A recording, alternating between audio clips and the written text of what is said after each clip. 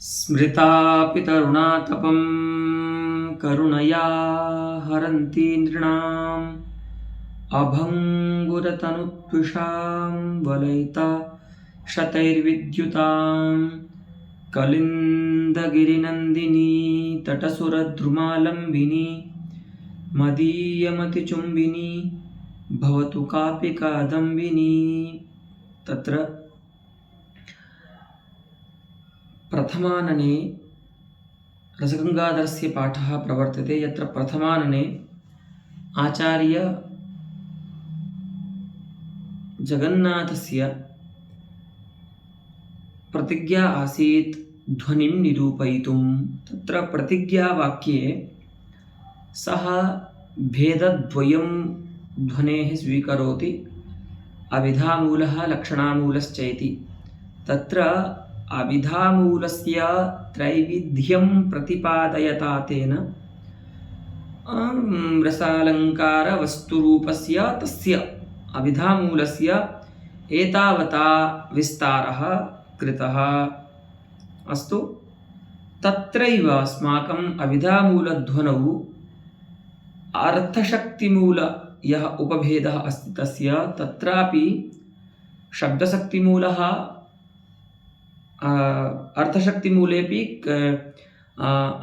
शब्दशक्तिमूलः अर्थशक्तिमूलः इति द्विविधो भेदः संलक्ष्यक्रमध्वनेः। ततः उभयशक्तिमूलः इत्येकः अपरोऽपि भेदः भवति।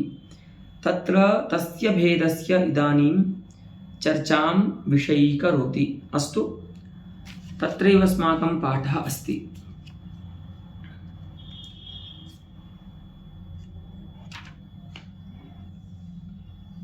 यद्यपि शब्दशक्तिमूलकत्वम् अर्थशक्तिमूलकत्वम् इति अद्यतनपाठस्य पङ्क्तिरस्ति, तन्नाम एतावता अर्थशक्तिमूलध्वनेः संलक्ष्यक्रमव्यङ्ग्यस्यैव भेदः यः अस्ति, अर्थशक्तिमूलः तस्य अष्टौ भेदाः प्रत्यपादिशत। अस्तु, इदानीम् उभयशक्तिमूलस्य संकेतं कञ्चित् करोति पण्डितराजः। तत्रैव अस्माकम् अद्यतनपाठः प्रवर्तते। क्या बोलते हैं कि देखिए, यद्यपि शब्दशक्तिमूलकत्वम् अर्थशक्तिमूलकत्वं च इति उभयमपि सकलव्यङ्ग्य साधारणं। देखिए भैया, कोई भी व्यंग्य होता है उसमें उस व्यंग्य का अर्थशक्तिमूलक होना, शब्दशक्तिमूलक होना दोनों सहज हैं। क्योंकि आप जानते हैं ना, व्यंग्यार्थ कहीं पर भी वाच्य अर्थ और वाचक शब्द के बिना नहीं रह सकता। ठीक है, वो उसकी भूमि है ना।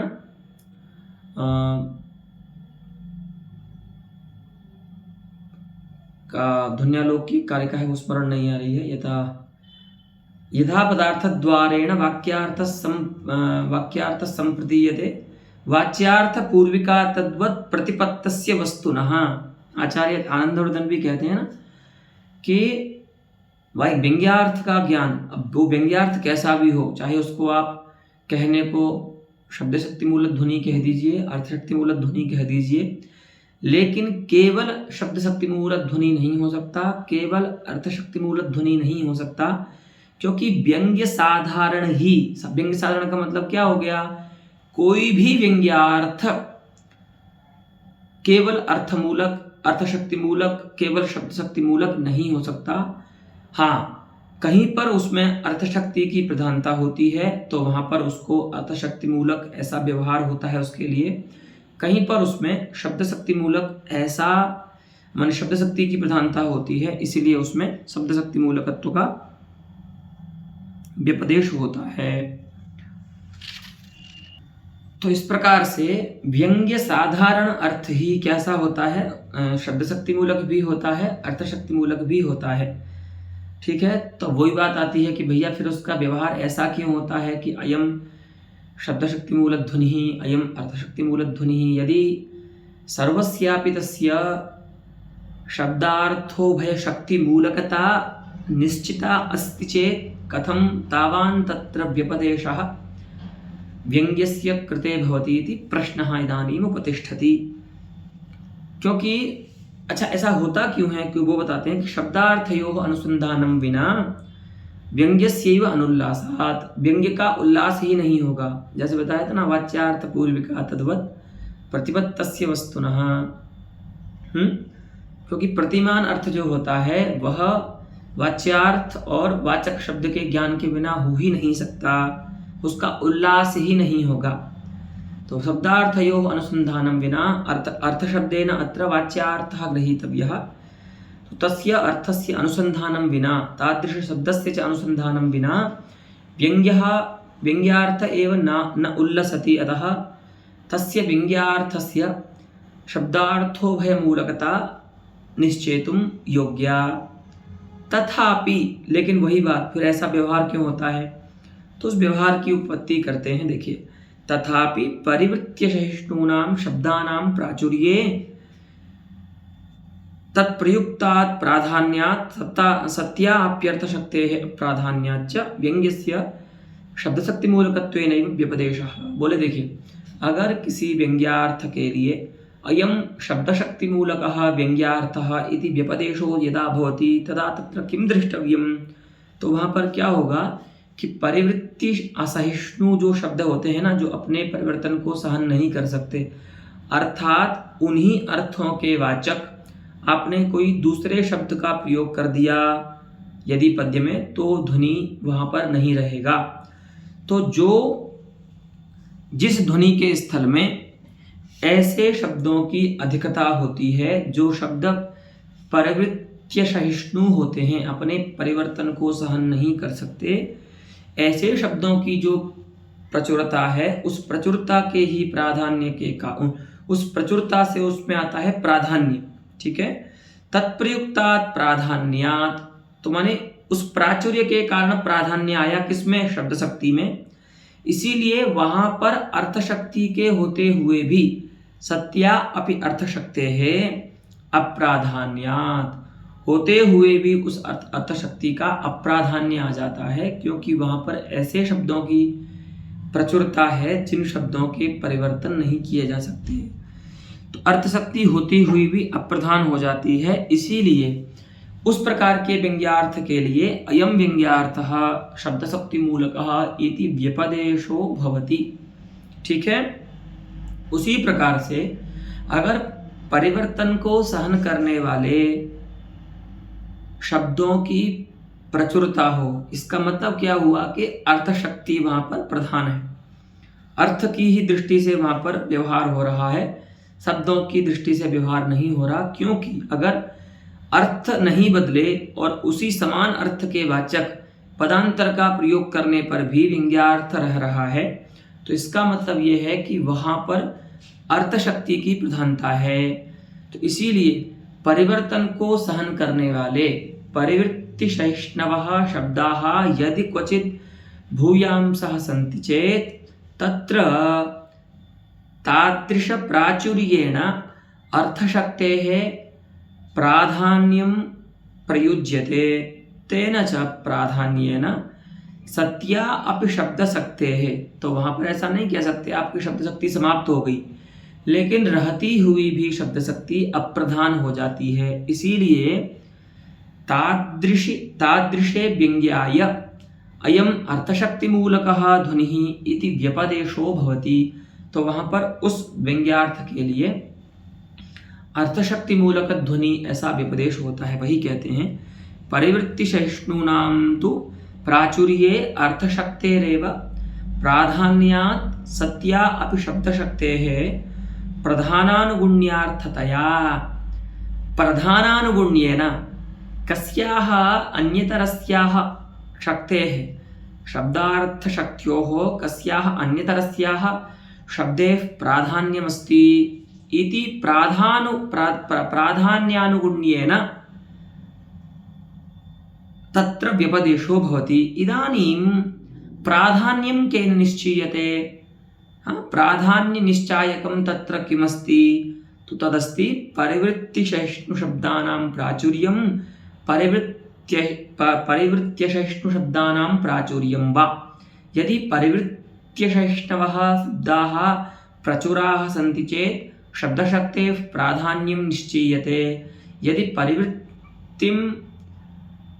सहमानाः शब्दाः अधिकाः सन्ति चेत् तेन अर्थशक्तेः प्राधान्यं निश्चीयते। इत्थं यस्याः शक्तेः प्राधान्यं निश्चितं भवति तेन तत्र तस्य व्यङ्ग्यस्य व्यवहारो भवति। अस्तु, अतः अयं शब्दशक्तिमूलकः ध्वनिः, अयम् अर्थशक्तिमूलकध्वनिः इति व्यपदेशः प्राधान्येन भवति, न तु सत्तया, यतो हि व्यङ्ग्यसाधारणस्यैव उभयशक्तिमूलकता काव्यशास्त्रे निश्चिता अस्ति।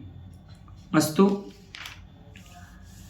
यत्र तु काव्ये परिवृत्तिं सहमानानाम् असहमानानां च शब्दानां नैकजातीय प्राचुर्यम् अपि तु साम्यमेव, तत्र शब्दार्थोभयशक्तिमूलकस्य व्यङ्ग्यस्य स्थितिरिति द्व्युत्थो ध्वनिः। इत्थं तत्र भूमिं रचयति। अस्तु, उभयशक्त्युद्भवस्य ध्वनेः कृते आचार्य जगन्नाथः भूमिं करोति। क्या कहते हैं कि अगर कहीं पर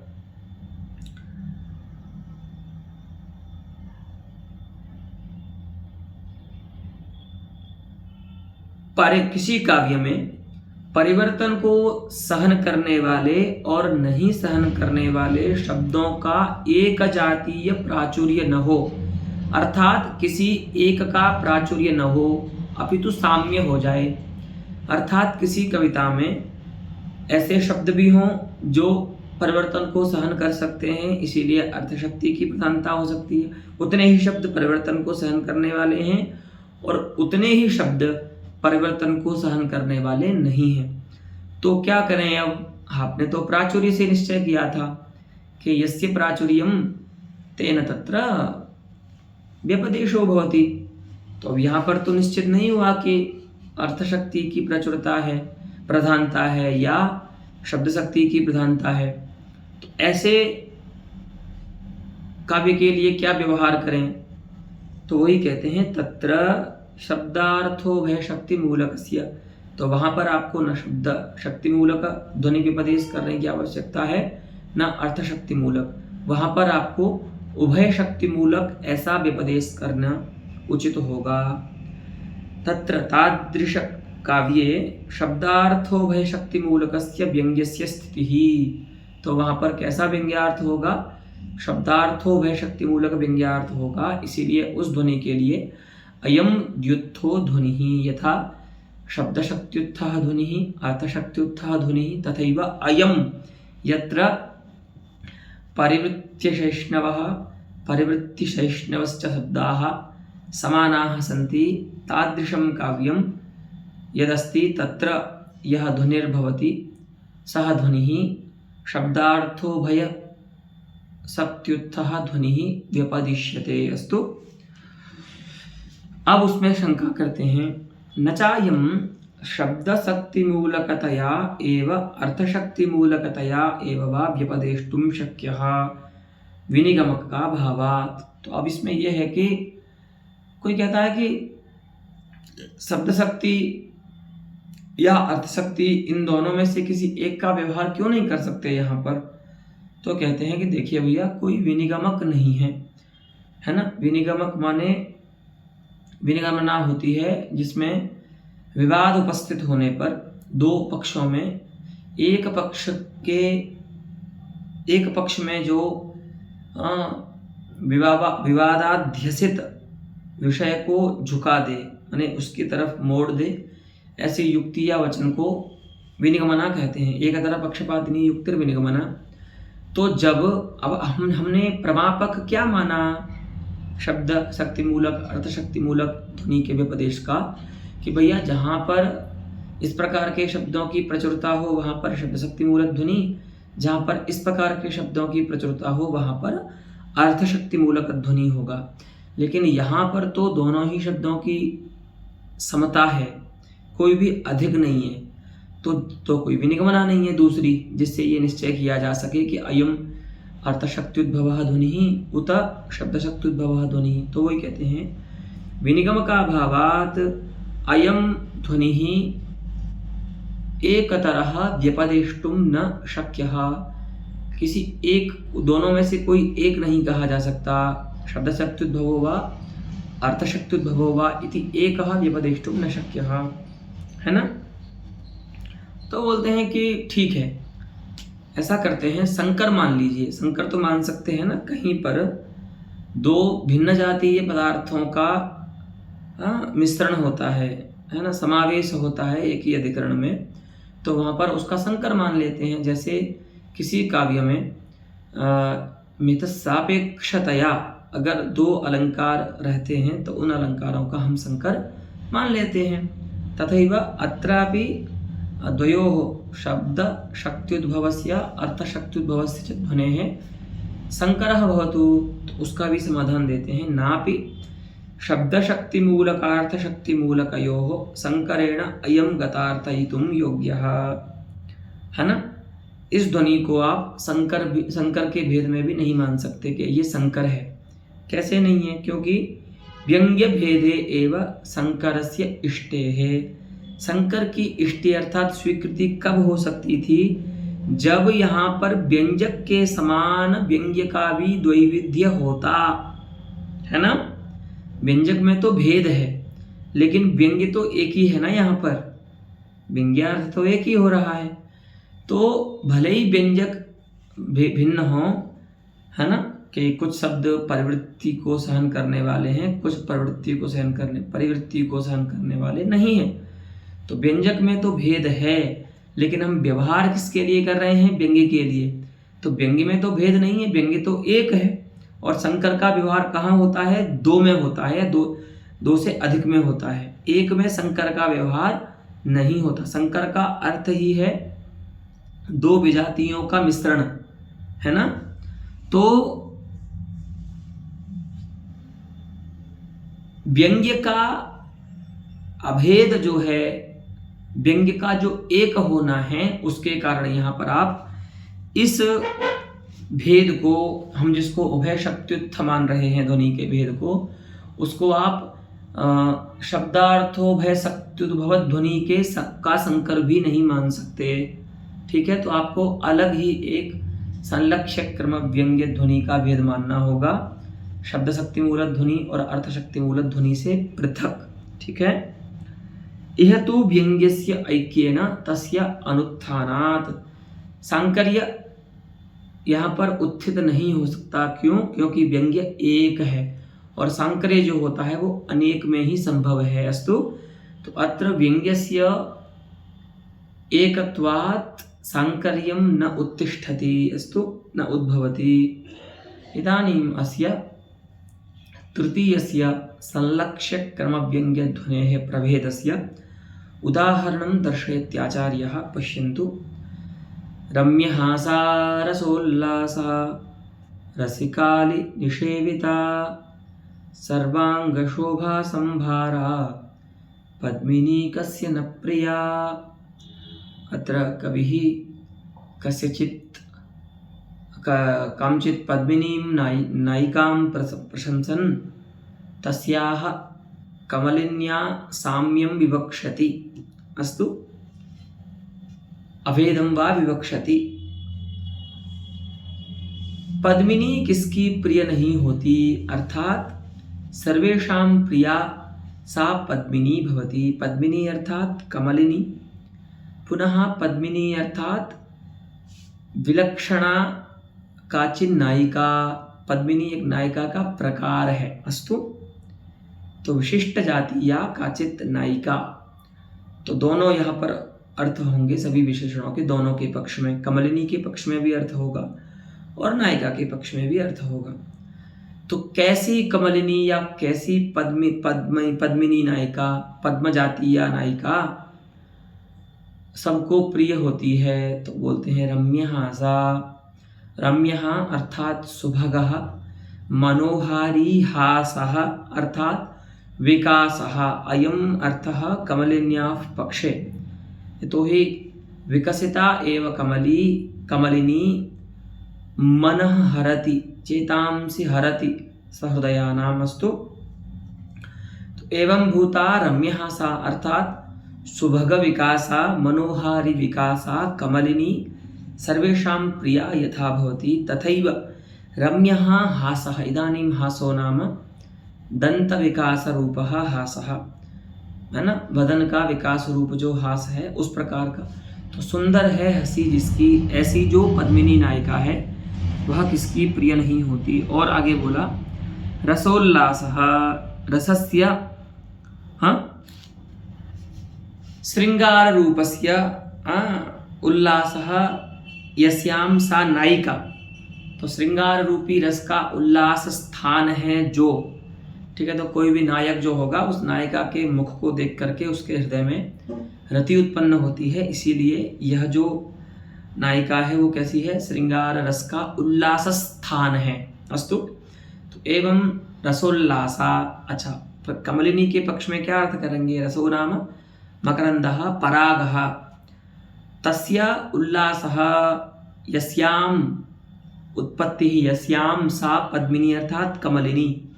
तो पराग का उत्पत्ति स्थान है जो ऐसी कमलिनी किसको प्रिय नहीं होती, अर्थात सर्वेषां प्रिया भवति। उसके बाद कहते हैं रसिकाली निषेविता। रसिकाः, तो रसिकाः सहृदयाः युवानः ये सन्ति, तथैव रसिकाः अर्थात ये रसम ये परिचिन्वन्ति, रसम ये जानन्ति, तादृशाः रसज्ञाः भ्रमराः, है ना, अलयः। तो तेषां रसिकानां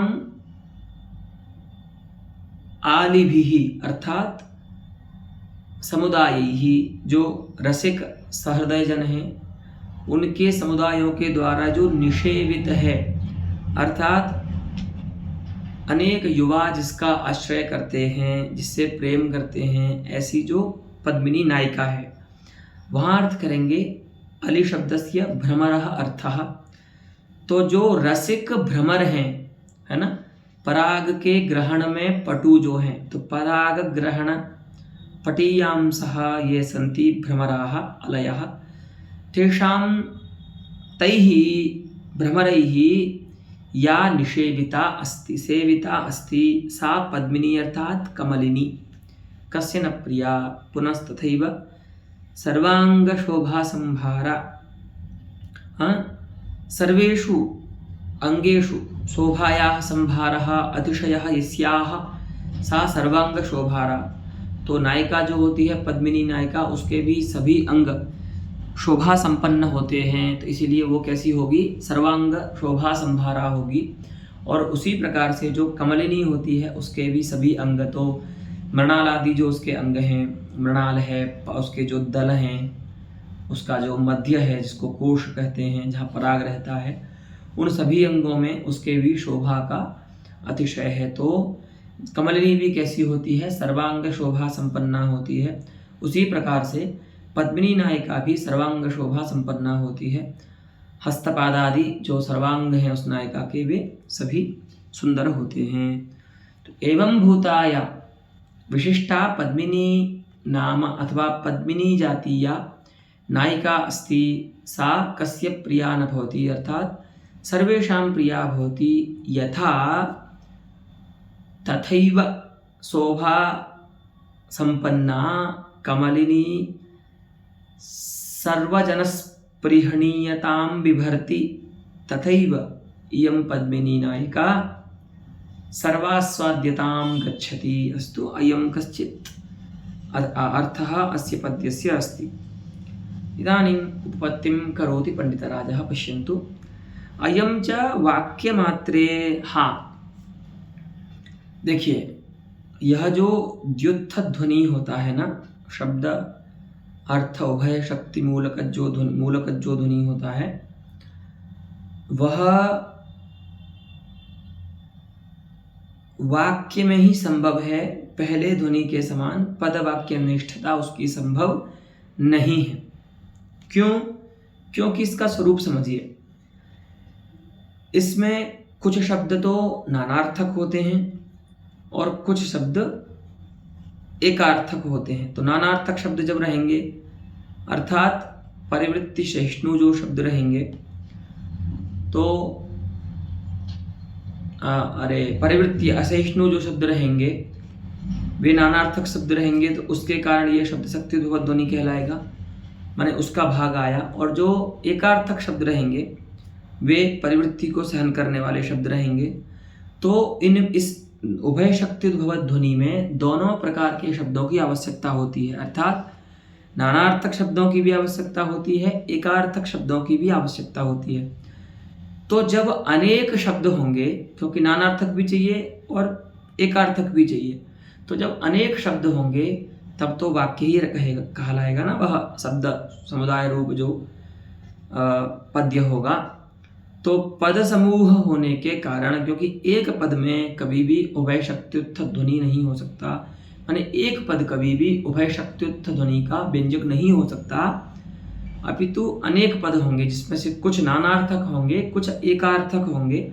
तो एतादृश नानार्थकैकार्थक पद व्यंग्यः यः उभय शक्त्युद्भवत् ध्वनिर्भवति सः वाक्ये एव भवति। अस्तु, पदसमूहत्वात् वाक्यस्य पदसमूह रूपत्वात्, वही कहते हैं कि अयं च ध्वनिः वाक्यमात्रे, वाक्य में ही संभव है। क्यों? क्योंकि पदसमूहश्च वाक्यम, वाक्य कैसा होता है? पदसमूह रूप होता है। तेनास्य, तस्मात् कारणात् अस्य ध्वनि प्रभेदस्य नानार्थ अनानार्थ घटित समास विषयत्वेपि न विरोधः। अच्छा, अब वाक्य यहाँ पर हमको वह इष्ट नहीं है कि आकांक्षा योग्यता सन्निधिमतां पदानां समुच्चय रूपः यः वाक्य समुच्चय रूपम यद वाक्यमस्ति तत्तादृशं वाक्यमत्र अभिप्सितं नास्ति। ठीक है ना, यहाँ पर तो वाक्य पद समूह रूप ही इष्ट है। इसीलिए अगर कोई ऐसा समस्त पद होगा, क्योंकि समस्त पद में तो एक पदत्व तो आ जाता है ना व्याकरणों के अनुसार, तो समस्त पद में भी यह हो सकता है। तो वाक्य का मतलब आप ये न समझें कि ये तो समस्त पद है तो ये तो एक ही पद है व्याकरणों की दृष्टि में, तो और उभय शक्ति उद्भवत ध्वनि जो होगा वो तो वाक्य में होगा, तो वह इस समस्त पद में नहीं हो सकता, ऐसा नहीं कहना चाहिए। क्योंकि नानार्थक और एकार्थक शब्द घटित जो समास है, समस्त पद है, उस समस्त पद में भी यह ध्वनि हो सकता है। तो अस्य ध्वनेः समस्त पद विषयता अपि न विरुद्धा, यह जो ध्वनि है वह वाक्य में होने का मतलब यह है कि पद समूह रूप जो भी वाक्य होगा उन सब में ये हो सकता है। तो समस्त पद भी जो होता है उसमें अनेक स्वतंत्र पद होते हैं नैयायिकों की दृष्टि से, षट्टम पदम ऐसे लक्षण की दृष्टि से अगर हम देखें तो उसमें भी अनेक पद होते हैं। तो वह भी क्या होगा, जो समस्त पद होगा, अगर ऐसा कोई समस्त पद है जिसमें नानार्थक और एकार्थक अनेक पद हैं, तो ऐसे समस्त पद में भी यह उभय शक्ति उद्भवत ध्वनि हो सकता है, अर्थात वैसा भी समस्त पद इस प्रकार के ध्वनि का व्यंजक हो सकता है। हाँ, शुद्ध जो एक पद है, ठीक है, उसमें यह संभव नहीं है, क्योंकि एक ही पद की नानार्थकता एकार्थकता नहीं हो सकती। ठीक है, वही कहते हैं न तो शुद्धैक पदे तस्मिन्, अर्थात शुद्धैक पदे नानार्थ अनानार्थयोः असमावेशात्। ठीक है, क्योंकि एक ही पद में नानार्थकता और अनानार्थकता अर्थात एकार्थकता दोनों नहीं आ सकती। इसीलिए जो शुद्ध एक पद है, अब शुद्ध एक पद होने का मतलब यहाँ पर यह है षट्टम पदम इस लक्षण की दृष्टि से जो एक ही पद है, राम घटः पटः इत्यादि रूप जो एक ही पद है, उस पद में यह ध्वनि जो है उभय शक्ति ध्वनि ये संभव नहीं है, क्योंकि एक ही पद, क्योंकि ये ध्वनि कैसा होता है, तो ये ध्वनि नानार्थक और एकार्थक शब्दों के समुदाय में रह सकता है, अर्थात उससे ही व्यंग्य हो सकता है। तो एक ही पद जो होगा वह नानार्थक और एकार्थक नहीं हो सकता। इसीलिए यह जो ध्वनि है द्व्युत्थ ध्वनि, यह शुद्ध एक पद में नहीं होता। हाँ, समस्त रूप ये जो एक पद है उसमें तो हो सकता है, क्योंकि उसमें अनेक नानार्थक और एकार्थक पदों का समावेश होता है। अस्तु, इदानीम् अस्मिन् द्युत्थध्वनि प्रकरणे अन्येषाम् आचार्याणां कश्चन वादः अस्ति, तमत्र विषयीकरोति पण्डितराजः। अन्ये तु किं कथयन्ति, इत्यप्याहुः इत्यनेन क्रियापदेन तत्र अन्वयः अन्ये तु इति कर्तृपदस्य, अन्ये तु इति अपि आहुः, तत्र धात्वर्थ व्यापारे आहु इत्यत्र व्यापारे वाक्यमेव कर्मतया अन्वयम लभते। ठीक है, वहां पर वाक्य, क्योंकि इति शब्द आ गया ना, इति शब्द जो होता है उसका जो अर्थ होता है ना वह शब्द ही होता है। तो यहाँ पर इति शब्द जो है वही कर्म का ज्ञान करा रहा है, और वो कर्म कैसा है, तो वाक्य रूप है। तो अन्य जो आचार्य हैं वो क्या कहते हैं, देखिए, अर्थशक्ति मूलकत्व व्यपदेशे नानार्थ प्रकाशक शब्द शक्त्युल्लास्यत्व सामान्य शून्यत्वम तंत्रम। देखो भैया, अर्थशक्ति मूलक जो व्यवहार होता है किसी व्यंग्यार्थ के लिए, उसमें कारण क्या है, तंत्र क्या है ना, क्या बीज है, तो कहते हैं देखो, नानार्थक प्रकाशक जो शब्द शक्त्युल्लास्यत्व है उसका सामान्य न अभाव रहता है, अर्थात कहीं पर भी आपको अर्थशक्त्युद्भव ध्वनि में एक भी शब्द ऐसा नहीं मिलेगा कि जो नानार्थक हो। तो नानार्थक शब्द शक्त्युल्लास्यत्व नहीं होता अर्थशक्त्युद्भव ध्वनि में, जहां पर भी होंगे सब एकार्थक शब्द होंगे। तो ये हेतु हो गया वहां व्यवहार में कि यत्र ध्वनि काव्ये यत्र नानार्थ प्रकाशक शब्द शक्त्युल्लास्यत्वस्य अभावः भवति तत्र अर्थशक्ति मूलक ध्वनि इति व्यपदेश साधीयान। ऐसा कार्य कारण भाव बना दिया। ठीक है, कि जहां पर काव्य में कोई भी, सामान्य समझने के लिए इसको ऐसा कह सकते हैं, कोई भी शब्द नानार्थक नहीं होता, ऐसे काव्य को हम, ऐसे ध्वनि को हम अर्थशक्त्युद्भव ध्वनि कहेंगे। लेकिन वैसे ही शब्द, और ऐसा हमको बहुत सारा विषय प्राप्त होता है, विषय से प्राचुर्यात, ऐसा विषय हमको बहुत प्राप्त होगा अर्थशक्त्युद्भव ध्वनि का, जहां पर सामान्य न शून्यता होगी, अभाव होगा, किसका, नानार्थक शब्द शक्त्युल्लास्यत्व का, अर्थात नानार्थक शब्द के द्वारा वहां पर कोई भी अर्थ उल्लसित नहीं होगा। तो हमको ऐसा विषय बहुत मिलता है, अर्थात ऐसे काव्य हमको बहुत मिल जाएंगे जहां पर शब्द शक्ति का प्रयोग ही नहीं हुआ है। ठीक है, लेकिन अगर आप कहें कि शब्द शक्ति मूलक ध्वनि व्यपदेश में भी ऐसा ही कारण मान लीजिए कि अर्थशक्त्युद्भव उल्लास्यत्व सामान्य भाव जो है वो बीज है, तो ऐसा नहीं कह सकते। क्यों कहते हैं, देखिए, शब्द शक्ति मूलकत्व व्यपदेशे तु नार्थशक्त्युल्लास्यत्व सामान्य शून्यत्वम तथा, अर्थात बीजम तंत्रम, वैसे जैसे अर्थशक्त्युद्भव ध्वनि के व्यवहार में सर्वथा सर्वशक्त्युद्भव उल्लास्यत्व का अभाव हेतु है, वैसे शब्द शक्त्युद्भव ध्वनि के व्यपदेश में अर्थशक्त्युद्भव ध्वनि का, अर्थशक्त्युद्भव उल्लास्यत्व या अर्थशक्त्युल्लास्यत्व का सामान्य न अभाव हेतु नहीं है, क्योंकि विषयस्य दौर्लभ्यात्, क्योंकि ऐसा विषय तो दुर्लभ हो जाएगा जहां पर सारे शब्द ही अनेकार्थक हों। ऐसा कोई आपको शब्द शक्ति शब्द शक्त्युद्भव ध्वनि का ऐसा कोई काव्य आपको मिलेगा क्या जहां पर सारे ही शब्द अनेकार्थक हों? क्योंकि अर्थशक्त्युल्लास्यत्व सामान्याभाव का मतलब क्या हुआ कि एक भी शब्द वहां पर नानार्थक एकार्थक न होवे, सभी शब्द नानार्थक होवे, तो क्या कोई काव्य है ना शब्द शक्त्युद्भव ध्वनि का कोई भी उदाहरण ऐसा मिलेगा क्या जहां पर सभी शब्द कैसे हों, अनेकार्थक हों? नहीं मिलेगा। इसीलिए कह रहे हैं तादृश विषयस्य दौर्लभ्यापत्ति ही आप्रसरति। हाँ, ऐसा काव्य आपको जरूर मिल सकता है अर्थ शक्त्युद्भव ध्वनि का, जहां पर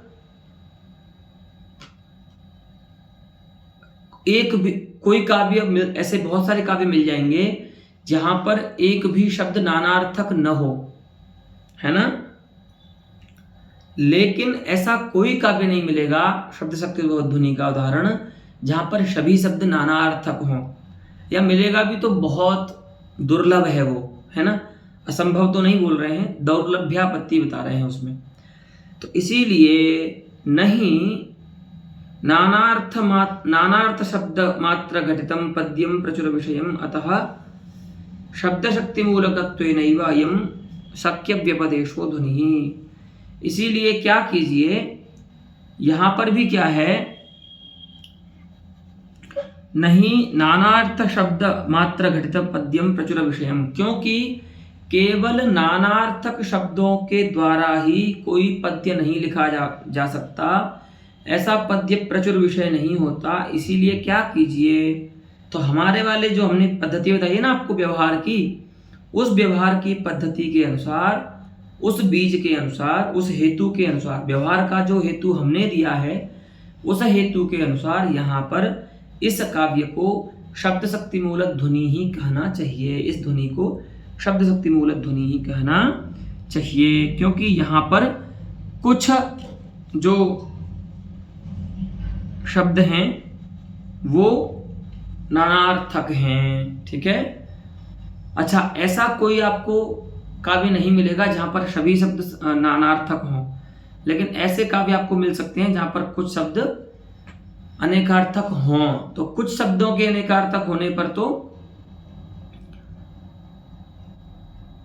शब्द शक्ति मूलक ध्वनि का व्यपदेश ही होगा। हाँ, अगर किसी भी एक भी नानार्थक शब्द का अभाव है तो वहां पर अर्थ शक्ति मूलक ध्वनि का व्यपदेश होना चाहिए। तो ऐसा यहाँ पर है नहीं। रम्यहासा रसोल्लासा इत्यस्मिन् पद्ये अयम हेतुस्तु नास्ति कि सर्वथा नानार्थक प्रकाशक शब्द शक्त्युल्लास्यत्व अभाव अस्तु। वो तो यहाँ पर है, नानार्थक शब्द शक्त्युल्लास्यत्व तो है, तो फिर यहाँ पर दूसरा क्या है, तो शब्द शक्ति मूलक ध्वनि यहाँ पर कहनी चाहिए, ठीक है। अर्थ शक्ति मूलक ध्वनि यहाँ पर नहीं है, क्योंकि यहाँ पर सर्वथा शब्द शक्ति का अभाव नहीं है। तो इस प्रकार के हमारे हेतुओं से, हमने जो दो हेतु बनाए हैं व्यवहार के, उन हेतुओं से इस काव्य के लिए शब्द शक्ति मूलकत्वेनैव व्यवहार जो है वो उत्पन्न होता है। अतः शब्द शक्ति मूलकत्वेनैव अयं शक्य व्यपदेशो ध्वनिः, अयं ध्वनिः शक्य व्यपदेशो भवति। शक्यः अर्थात योग्यः उचितः व्यपदेशो नाम व्यवहारः यस्य सः ध्वनिः शक्य व्यपदेशः इति बहुव्रीहि समासः। इस ध्वनि को आप क्या मानिए, हमारे इस निरूपण के अनुसार इसको आप शब्द शक्ति मूलक ध्वनि ही मानिए। अस्तु इत्थं तत्र अन्येषामपि आचार्याणां शब्द शक्ति मूलक ध्वनि विषये मतं दर्शयति। नाम केचन तथा आलङ्कारिकाः सन्ति ये खलु द्वावेव भेदौ संलक्ष्यक्रमध्वनेः आमनन्ति, एकः शब्दशक्तिमूलः अपरः अर्थशक्तिमूलः। अतः तेषाम् आचार्याणां मते एतादृशकाव्यानां शब्दशक्तिमूलकध्वनित्वमेव सम्पद्यते, न तु उभयशक्तिमूलकध्वनित्वम्। अस्तु अनेनैव विमर्शेन अस्य अविधामूलध्वनेः त्रैविध्यं यत् प्रतिज्ञातमस्ति तस्य निरूपणं समाप्तं भवति। तदेव अत्र उपसंहरति अविधामूलध्वनेः निरूपणं पण्डितराजः। पश्यन्तु, इत्थम् अविधामूलस्त्रिविधोऽपि संक्षेपेण निरूपितो ध्वनिः भैया हमने अभी तक जो आपको प्रथम आनन के मध्य भाग से लेकर के और अब तक द्वितीय आनन के इस प्रकरण तक जितना भी निरूपण किया उसमें हमने त्रिविध जो अभिधा मूल ध्वनि है, रसादि रूप, अलंकार रूप, वस्तु रूप, उसका निरूपण कर दिया।